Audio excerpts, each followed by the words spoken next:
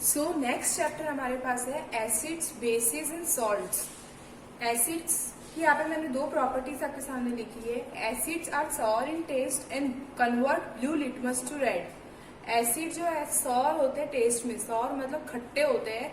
जैसे नींबू होता है, नींबू को हम टेस्ट करते हैं तो एकदम खट्टापन आता है, उसमें एसिड होता है। और एसिड की एक और प्रॉपर्टी क्या है कि वो ब्लू लिटमस को रेड लिटमस में कन्वर्ट करता है। लिटमस एक इंडिकेटर होता है, इसके बारे में हम आगे और पढ़ेंगे। तो वो ब्लू लिटमस को रेड लिटमस अगर ब्लू कलर का है तो उसको रेड कलर में, अगर हम ब्लू लिटमस के ऊपर एसिड डालेंगे वो उसको रेड कलर में कन्वर्ट करेगा।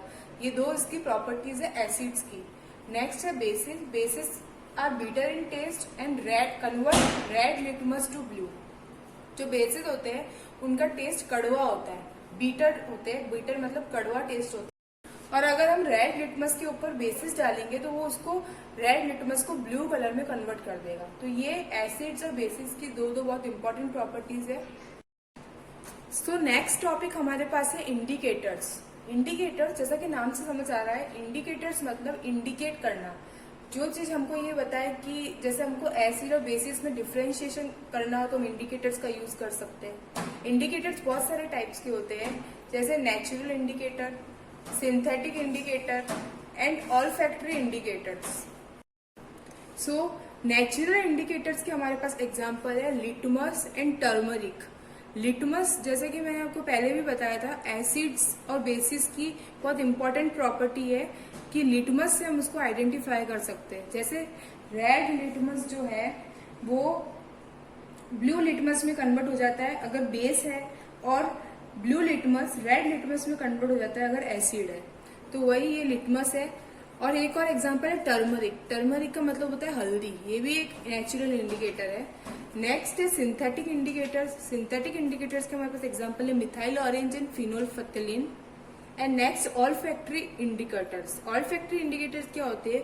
ऐसे इंडिकेटर जिसका एसिड्स या बेसिस मीडियम में आने के बाद उनका ऑर्डर मतलब होता है स्मेल, उनकी स्मेल चेंज हो जाती है, तो वो होते हैं ऑल्फैक्टरी इंडिकेटर।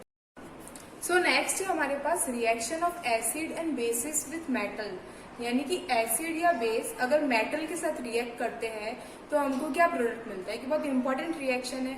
तो एसिड या बेस कोई भी अगर मेटल के साथ रिएक्ट करता है तो प्रोडक्ट में हमको सॉल्ट मिलता है और साथ में हाइड्रोजन गैस मिलती है।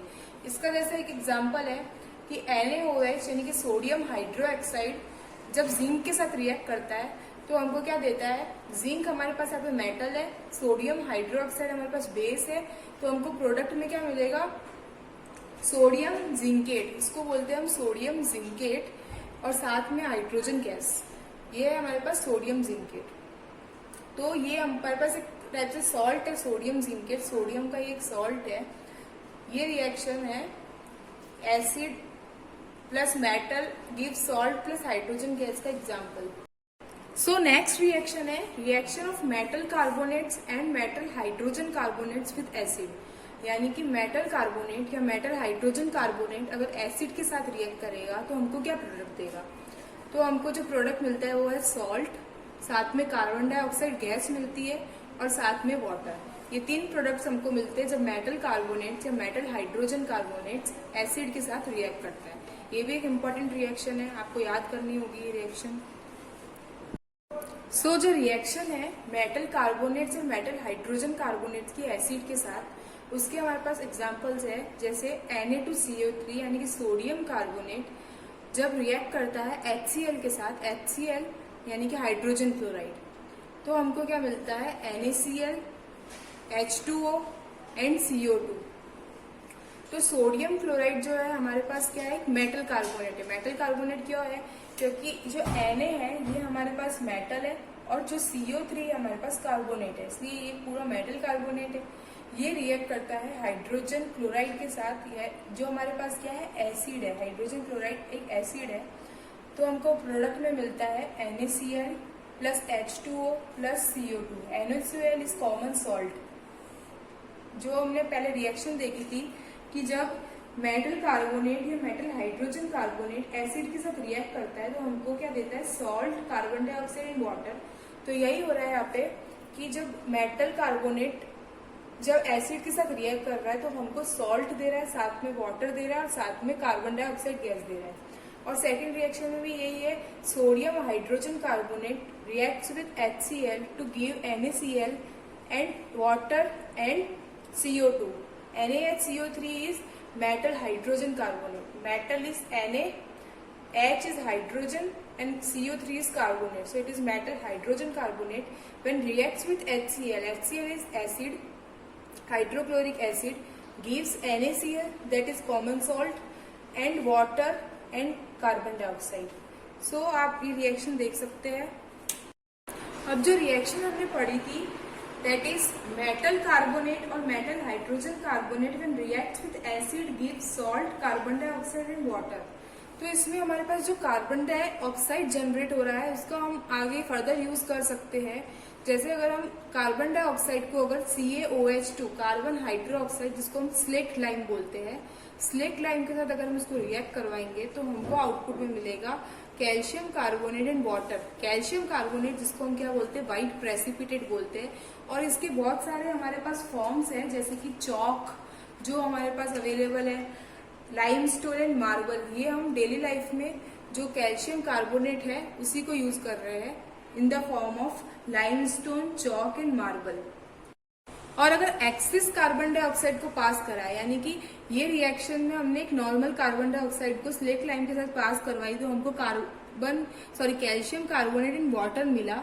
तो अगर हम इसमें और कार्बन डाइऑक्साइड बहुत एक्सेस अमाउंट, बहुत ज्यादा अमाउंट पे कार्बन डाइऑक्साइड पास करवाए तो क्या होगा कि ये आउटपुट तो हमको मिल गया CaCO3 प्लस H2O, और इसके साथ हमारे पास कार्बन डाइऑक्साइड वापस रिएक्ट करेगा तो हमको क्या आउटपुट मिलेगा, calcium hydrogen carbonate. Calcium hydrogen carbonate जो है वो वाटर में सॉल्यूबल होता है।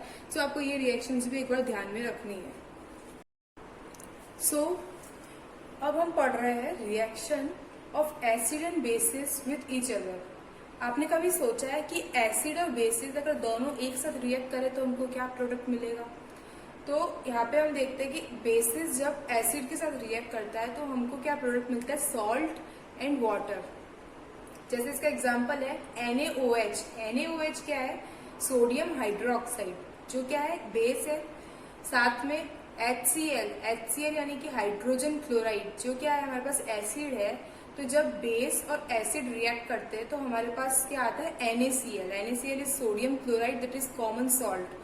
तो हमारे पास कॉमन सॉल्ट बनता है और साथ में वाटर मिलता है हमको। तो ये रिएक्शन, इस रिएक्शन को हम न्यूट्रलाइजेशन रिएक्शन भी बोलते हैं, क्योंकि एसिड और बेसिस जब दोनों आपस में रिएक्ट करते हैं तो वो एक दूसरे के इफेक्ट को न्यूट्रलाइज करके और सॉल्ट में कन्वर्ट हो जाते हैं, यानी कि फिर वो ना एसिड रह जाता है ना बेसिस रह जाता है। इसलिए इस रिएक्शन को हम न्यूट्रलाइजेशन रिएक्शन भी बोलते हैं। इस नाम से भी एग्जाम में आ सकती है, व्हाट इज न्यूट्रलाइजेशन रिएक्शन।